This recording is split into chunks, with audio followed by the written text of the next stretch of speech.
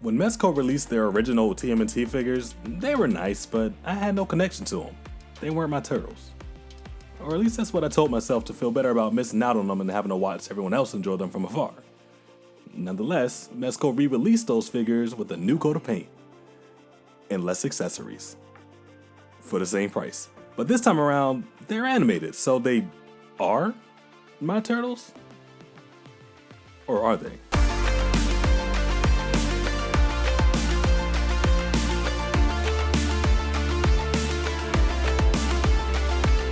What's going on, folks? Kinda Collecting there. Welcome back to the channel. Now, if this is your first video, again, welcome. And if you've been here before, you know the drill, so what up, Oos? By the way, I talked to Master Splinter the other day, and he told me to tell you to drop a like on the video. I ain't asking no questions, because he's a big old rat, but if you respect Sensei, gonna do that for him. Now, I've gone back and forth with my feelings about these turtles. See, when Mezco announced they'd be reissuing their super popular TMNT figures, I was hyped. I finally get to get my hands on these figures that everybody was so pressed about. And then they showed that they were animated and I said, oh,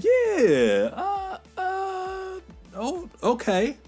Yeah, okay. I like them.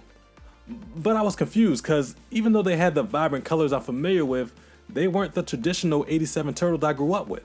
So I had to take a step back and remind myself, these aren't meant to replace the NECA turtles, they're simply Mezco's take of an animated set of TMNT.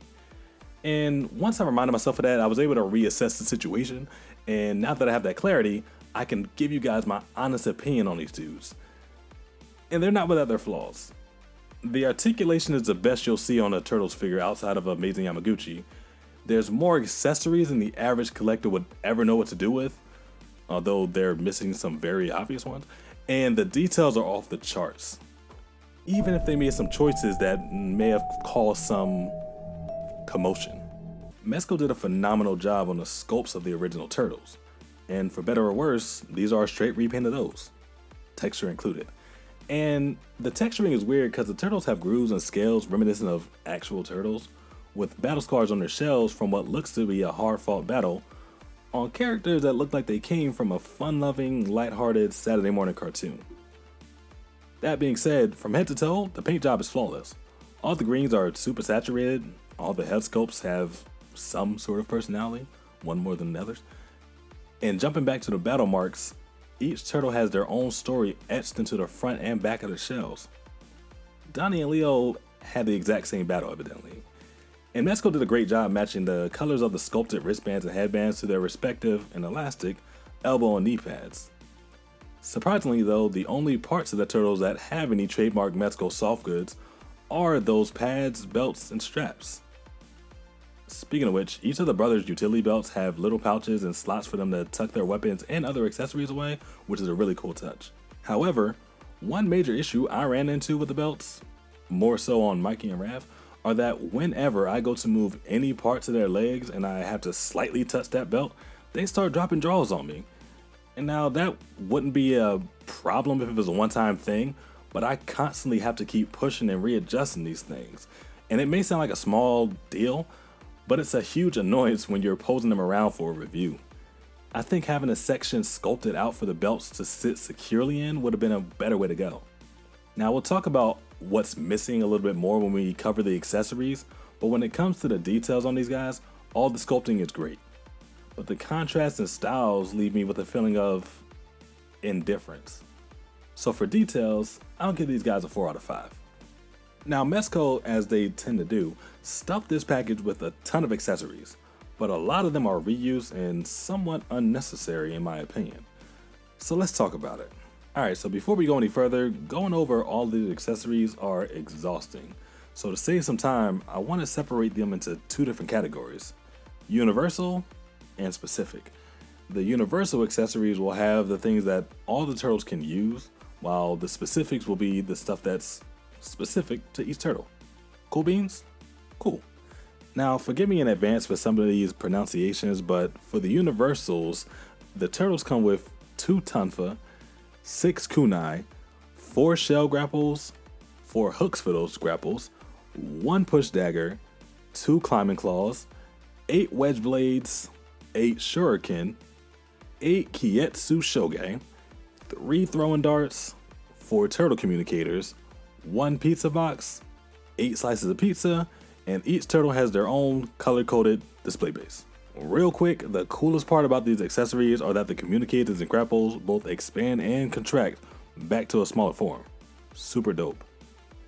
That being said, 77% of these accessories will never see the light of day after this review. It's just too many little parts and pieces to keep track of, and I'm never going to be clever enough to squeeze all of these into any type of photography. But that's just a me thing. Those who like these kind of things are going to have a ball. Oh, and remember how I said there were 8 shuriken? Well, I already lost 2 of them, so that's why there are only 6 in that flyby shot. Now, of course, each turtle has their trademark weapons, and each comes with special effect pieces for said weapons. Raph has the most accessories with his 2 Sai, 2 impact effects, 1 throwing effect, and 2 spiral effects. And I'm not surprised no one else has ever thought of using these spiral effects, because they look dumb. Donnie has his bow staff with an impact effect and a swinging effect. Leo has his katanas and 2 pairs of slashing effects. And Mikey has his nunchucks, but he only comes with 1 weapon effect, and it's a spinning nunchuck.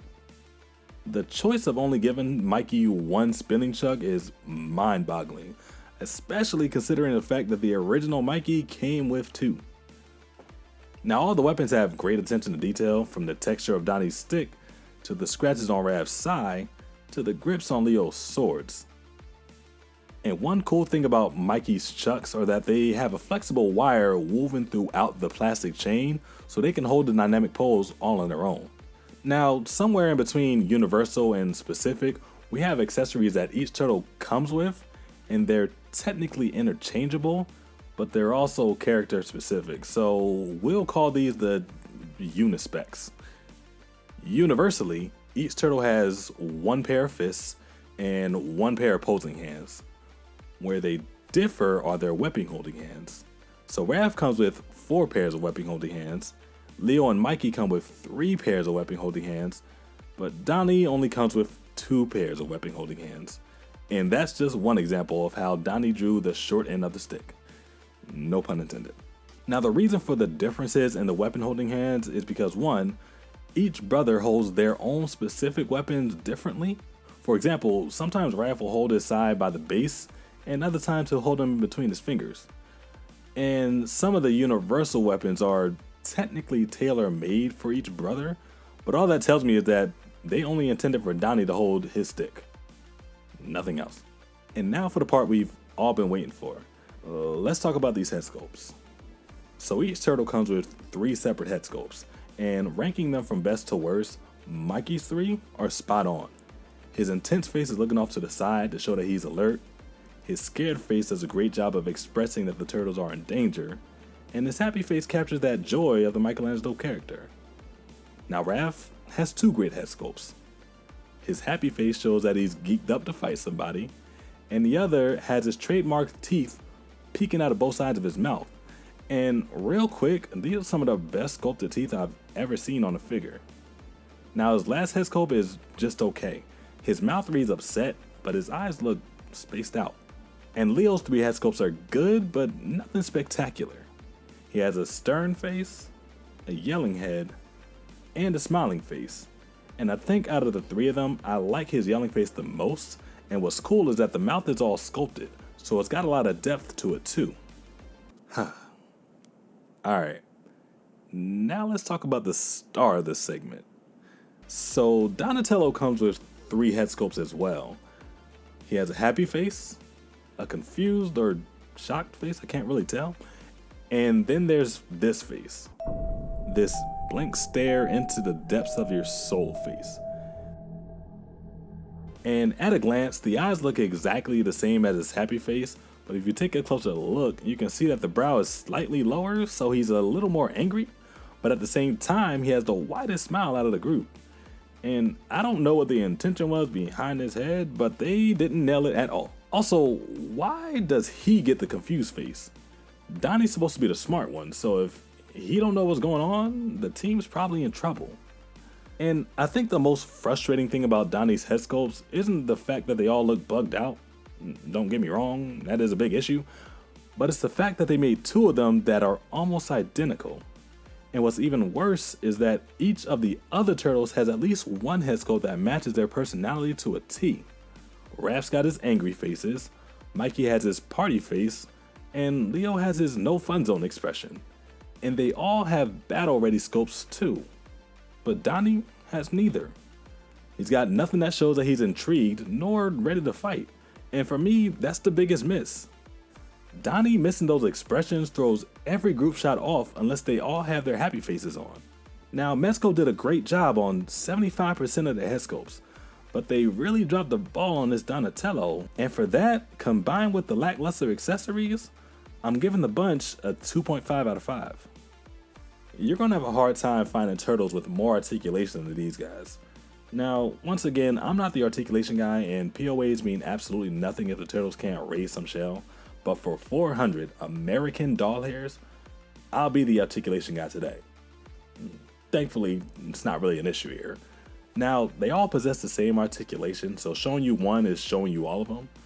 But real quick though, one issue I ran into with my copy is that my Donatello's bicep swivels were super tight, and I heated them up in every which way, so I'm not sure how to fix it, and I stopped trying before I broke it.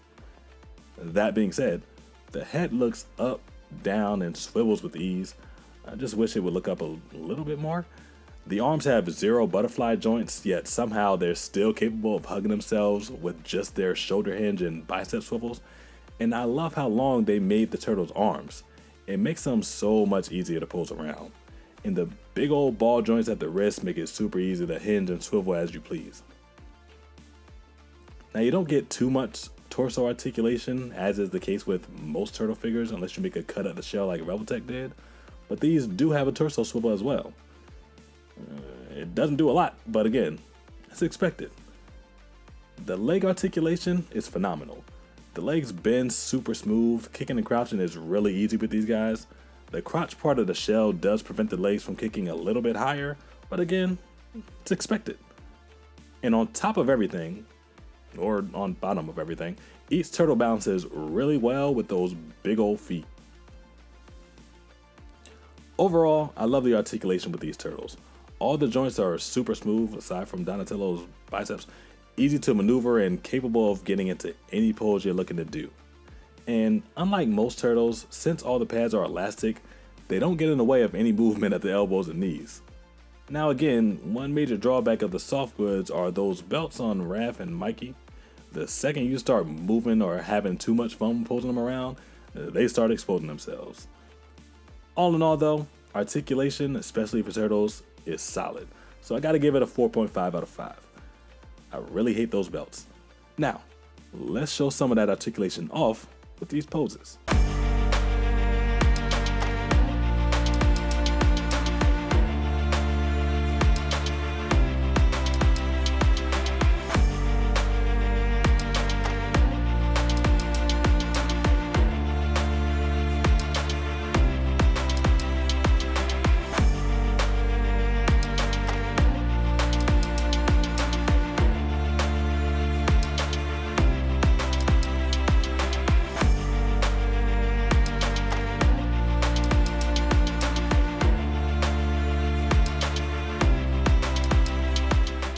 When I tell y'all we about to have a party on this desk, it's about to get so crowded.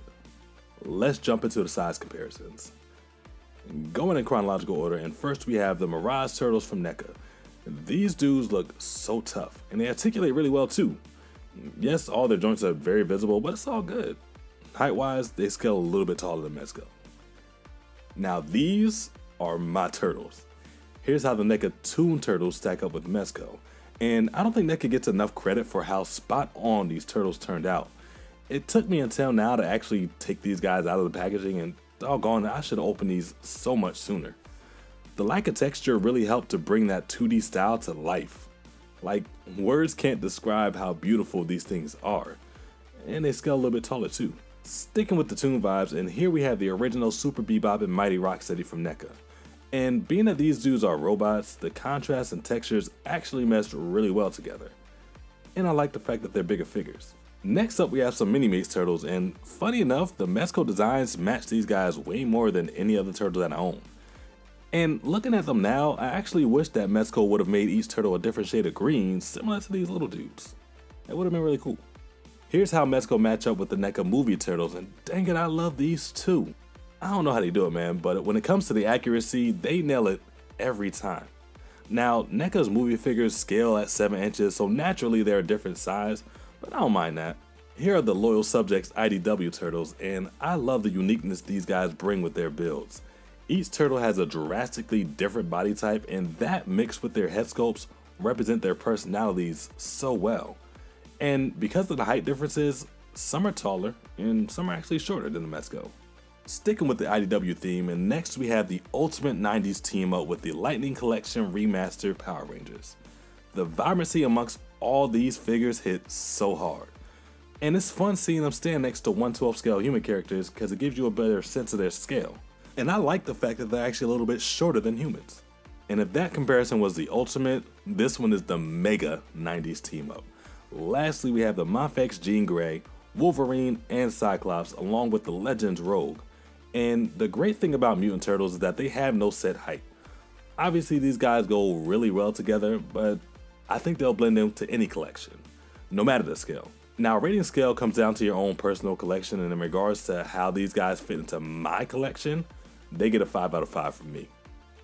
So when it's all said and done, my final thoughts on the Mezco Turtles are these.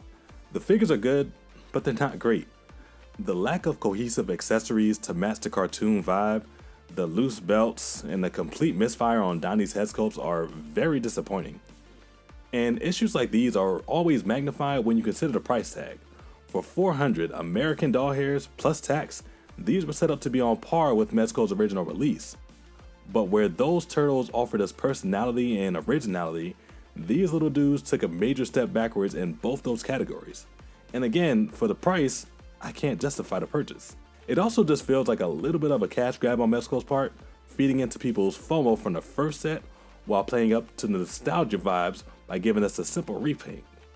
It's minimal effort for a maximum gain, and I'm not a fan of that. And to jump back to the accessories for a second, they could have easily thrown in some trench coats to give us those Turtles in Disguise vibes. But again, they didn't. Now for price, these guys get a 3 out of 5, bringing the overall score to a 3.8. Again, good, but not great. I really wanted to love these turtles, but they just didn't work for me. See, my memories with TMNT have been captured to perfection by NECA with both their toon and movie figures. And with Super 7 announcing their 2003 Turtles, that'll pretty much complete my childhood memories with the Turtles, which means I won't have any space for these Mezcos in my collection. Anyway, that does it for today's video. If you're one of the lucky few who own the original Mezco Turtles, let me know how great they are in the comments down below. Don't forget to stay tuned for the shots at the end, and until next time, protect your peace, stay young at heart, and remember, we're all kind of collecting something. Peace.